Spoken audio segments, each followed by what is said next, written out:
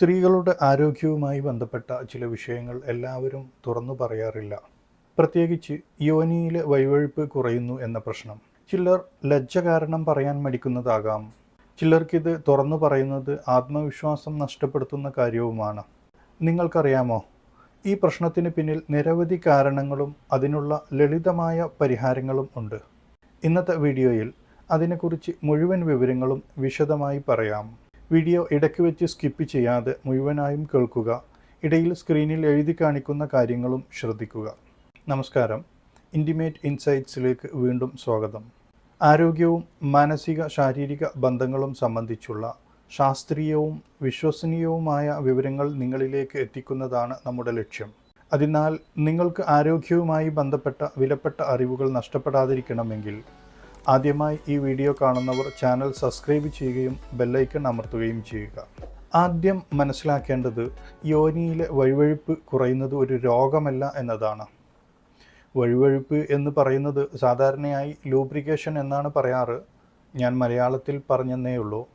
വഴുവഴുപ്പ്, കൊഴുപ്പ്, ഇങ്ങനെ പല നാടൻ ഭാഷകളിലും പല പേരുകൾ ഉപയോഗിക്കുന്നു. സ്ത്രീയുടെ ശരീരത്തിൽ ഉണ്ടാകുന്ന സ്വാഭാവിക മാറ്റങ്ങൾക്കൊപ്പം ചിലപ്പോഴൊക്കെ വഴുവഴുപ്പ് കുറയാം. ഇത് പലപ്പോഴും പ്രസവത്തിനു ശേഷം സംഭവിക്കാം. അതുപോലെ പ്രായം കൂടുന്നതോടെ സംഭവിക്കാം. അല്ലെങ്കിൽ ഹോർമോൺ നിലകളിൽ ഉണ്ടാകുന്ന മാറ്റങ്ങൾ മൂലമാകാം. ഹോർമോൺ, പ്രത്യേകിച്ച് ഈസ്ട്രജൻ എന്ന ഹോർമോൺ, സ്ത്രീയുടെ ലൈംഗികാരോഗ്യത്തിൽ വലിയ പങ്ക് വഹിക്കുന്നു. ഈ ഹോർമോൺ കുറയുമ്പോൾ വഴുവഴുപ്പ് കുറയാം. കൂടാതെ മാനസിക സമ്മർദ്ദം, ഉറക്കക്കുറവ്, ശരിയായ പോഷകാഹാരക്കുറവ് എന്നിവയും കാരണം സംഭവിക്കാം. കാരണം മനസ്സിലാക്കാതെ പരിഹാരം കണ്ടെത്താനാവില്ല. വഴുവഴുപ്പ് കുറയാൻ കാരണമാകുന്ന ചില പ്രധാന ഘടകങ്ങൾ ഇവയൊക്കെയാണ്. 1. ഹോർമോൺ മാറ്റങ്ങൾ. മെനിപ്പോസ് കാലത്ത് ഈസ്ട്രജൻ കുറയുന്നത് സാധാരണമാണ്. മെനിപ്പോസ് എന്നാൽ ആർത്തവ വിരാമം.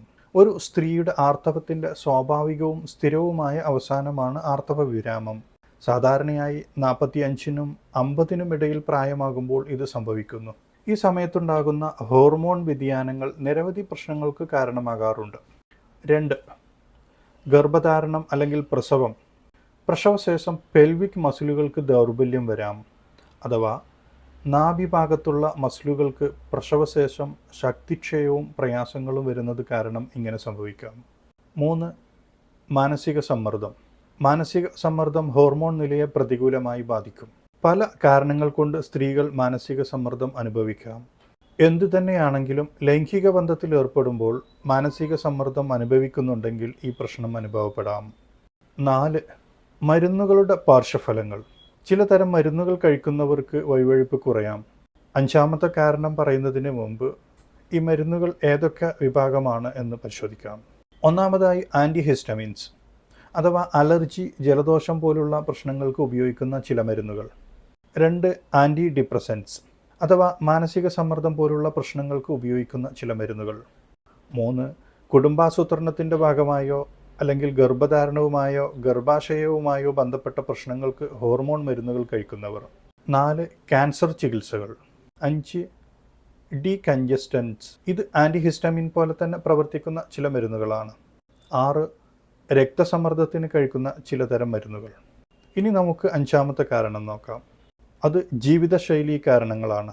വെള്ളം കുടിക്കുന്നതിൻ്റെ കുറവ്, പോഷകാഹാരക്കുറവ്, പുകവലി തുടങ്ങിയവ ഇതിന് കാരണമാകാം.